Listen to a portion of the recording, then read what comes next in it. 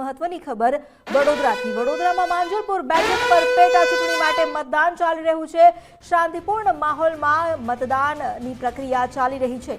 260 મતદાન મથક પર મતદાનનું આયોજન કરવામાં આવ્યું છે। ભાજપના સતીશ પટેલ અને કોંગ્રેસના ભીખાભાઈ રબારી વચ્ચે આ પેટા ચૂંટણીમાં જંગ જામ્યો છે। યોગેશ પટેલના નિધન બાદ માંજલપુર બેઠક ખાલી પડી હતી। ભાજપ શહેર પ્રમુખ જયપ્રકાશ સોનીએ પણ મતદાન કર્યું। માંજલપુર ગામ ખાતે આવેલા કુબેરેશ્વર શાળામાં પહોંચી પોતાના મતાધિકારનો ઉપયોગ કર્યો।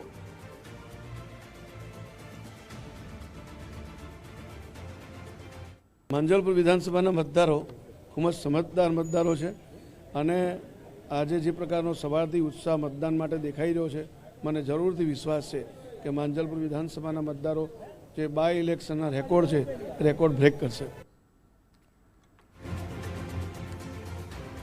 યોગેશ પટેલના નિધન બાદ બેઠક જે ખાલી પડી હતી, જે પેટા ચૂંટણીનું આયોજન કરવામાં આવ્યું છે, આ પેટા ચૂંટણીમાં ભાજપના સતીશ પટેલ અને કોંગ્રેસના ભીખાભાઈ રબારી વચ્ચે જંગ જામ્યો છે। આજે માંજલપુરના લગભગ 2.5 લાખ 2 થી 3 લાખ વચ્ચેના જે મતદારો છે પોતાના મતાધિકારનો ઉપયોગ કરશે અને સત્તાનું સુકાન કોને આપવું તેવા જનપ્રતિનિધિને પસંદ કરશે।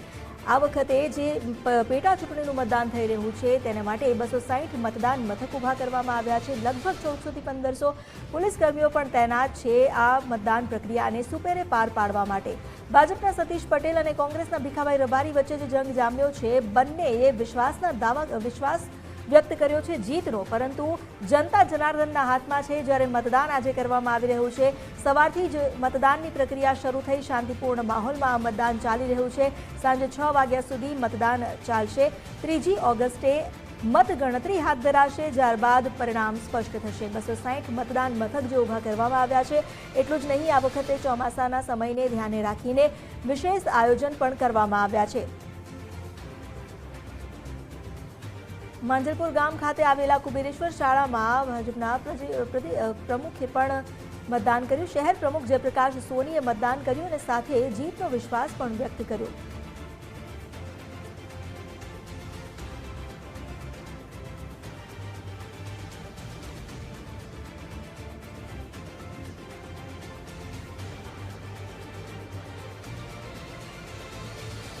વડોદરામાં માંજલપુર બેઠક પર પેટા ચૂંટણીનું આયોજન કરવામાં આવ્યું છે અને આ પેટા ચૂંટણીમાં જીત માટે દરેક પક્ષના ઉમેદવારોએ પણ એટલી જ મહેનત કરી છે। જ્યારે ભાજપ તરફથી જીતના દાવા કરવામાં આવ્યા છે, તો ભાજપ અને કોંગ્રેસ બંનેના ઉમેદવાર એ વિશ્વાસ વ્યક્ત કરી રહ્યા છે। જનતા જનાર્દન આખરે કોને પસંદ કરે છે તેના પર સૌ કોઈની નજર મંડાયેલી છે। મહત્વનું છે કે આ વખતે ચોમાસાને ધ્યાને રાખીને વોટરપ્રૂફ ટેન્ટ પણ બનાવવામાં આવ્યા છે। અહીં 1400 થી 1500 પોલીસ કર્મીઓ પણ તૈનાત છે, જેઓ આજે આ મતદાનની પ્રક્રિયામાં સુપેરે પ્રક્રિયા પાર પડે તે માટે કામગીરી કરી રહ્યા છે। ખડે પગે તૈનાત છે। શાંતિપૂર્ણ માહોલમાં અત્યાર સુધી આ મતદાન થયું છે। ભાજપના સતીશ પટેલ અને કોંગ્રેસના ભીખાભાઈ પરમારની વચ્ચે અહીં ચૂંટણી જંગ જામ્યો છે। અગાઉ યોગેશભાઈ પટેલ, જેઓ આ બેઠક પર ધારાસભ્ય હતા, તેમના નિધન બાદ આ જગ્યા ખાલી પડી અને સતત તેઓ જનપ્રતિનિધિ રહ્યા છે। લોકોનો વિશ્વાસ જીતવામાં તેઓ સફળ રહ્યા હતા। હવે જ્યારે તેમના સ્થાને સતીશભાઈને આ ટિકિટ આપવામાં આવી છે, ત્યારે તેઓ જનતાનો વિશ્વાસ જીતવામાં કેટલા સફળ નીવડે છે તેના પર નજર મંડાયેલી છે। ભાજપના સતીશ પટેલ અને કોંગ્રેસના ભીખાભાઈ રબારી વચ્ચે અહીં જંગ જામ્યો છે।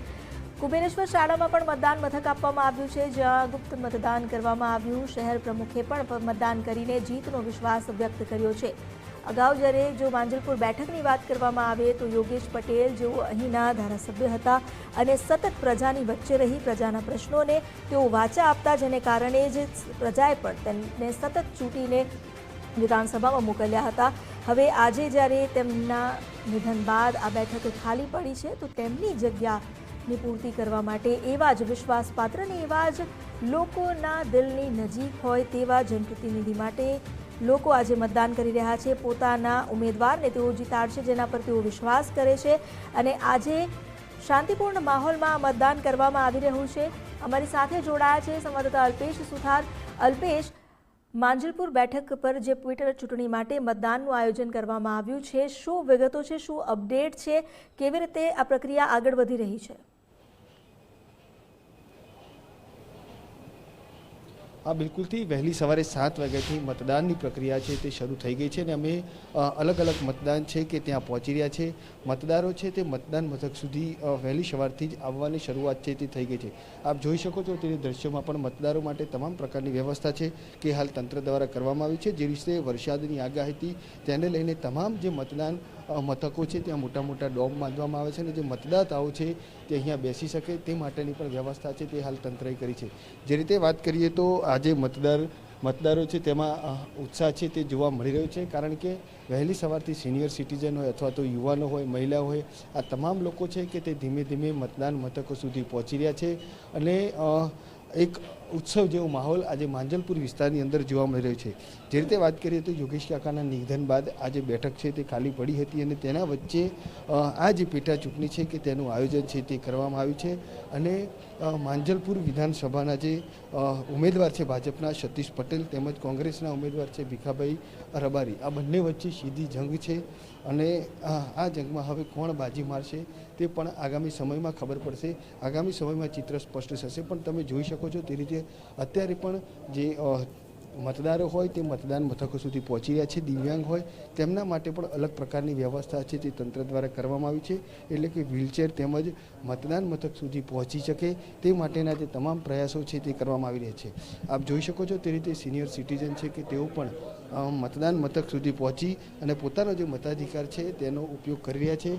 ખાસ કરીને વાત કરીએ તો આ જે મતદાન મથકો છે કે તે મતદારો છે કે તે પોતાનું જે ફોર્મ છે તે લઈ અહીં પહોંચ્યા છે. પોતાનો મત છે તે નંબર જાણી અને ત્યારબાદ પોતાનો મત છે કે તે અહીંયા આપવા જઈ રહ્યા છે. જે રીતે વાત કરીએ તો લોકશાહીનું આ પર્વ છે. આપણે સિનિયર સિટીઝન છે તેમની સાથે વાત કરીશું. શું કહેશો દાદા, લોકશાહીનું પર્વ માંજલપુર વિધાનસભાની પેટા ચૂંટણી કઈ મતદાન આપવા માટે પહોંચ્યા છે, શું કહેશો? મતદાન હવે ભવન સ્કૂલમાં અમે પહોંચ્યા છે એટલે મતદાન કરીશું. શું કહેશો, મતદાન કરવું જોઈએ કારણ કે લોકશાહીનું આ પર્વ છે? મતદાન તો કરવું જ જોઈએ ને. કેટલું જરૂરી છે મતદાન આપના મતે? 100%. બિલકુલથી 100% કરવું જોઈએ તેવું છે તે કહી રહ્યા છે. એક જે સિનિયર સિટીઝન છે કે તેઓ દિવ્યાંગ છે તે પણ અહીંયા વ્હીલચેરમાં આવી રહ્યા છે. તેમની સાથે પણ વાત કરીશું, કારણ કે કઈ રીતે મતદાન કરવું કેમ જરૂરી છે તે પણ આપણે તેમની સાથે જ જાણીશું. શું કહેશો દાદા, મતદાન કરવા માટે પહોંચ્યા છો, લોકોને શું અપીલ કરો? લોકોને મારી એ જ અપીલ છે કે મારી તબિયત આવી નરમ ગરમ છે છતાં તમે લોકોએ મને સાથ સહકાર આપીને અહીંયા આગળ મતદાન કેન્દ્ર પર લાવી અને મને મતદાન કરાવ્યું અને મારો જે અધિકાર છે વોટ કરવાનો એ મેં આપ્યો અને હું ખૂબ જ ખુશ છું. અને સર્વ કોઈએ આ રીતે આ દિવસે મતદાન કમ્પલસરી ચોક્કસ કરવું જોઈએ.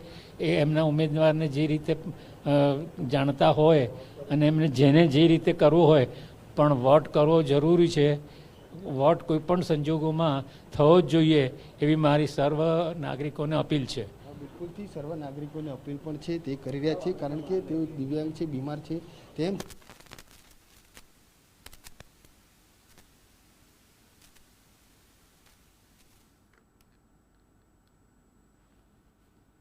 સાંજે 5 વાગ્યા સુધી થાય છે અને વ્યવસ્થાના ભાગરૂપે તમામ વ્યવસ્થાઓ છે કે તંત્રએ કરી છે અને સૌથી વધુ મતદારો મતદાન મથક સુધી પહોંચે તે માટેના પણ પ્રયાસ છે હાલ કરવામાં આવી રહ્યો છે.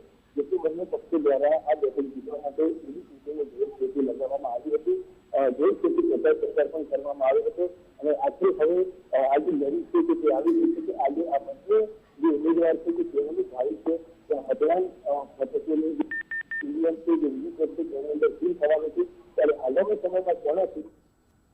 જી આભાર આપનો જાણકારી આપવા માટે.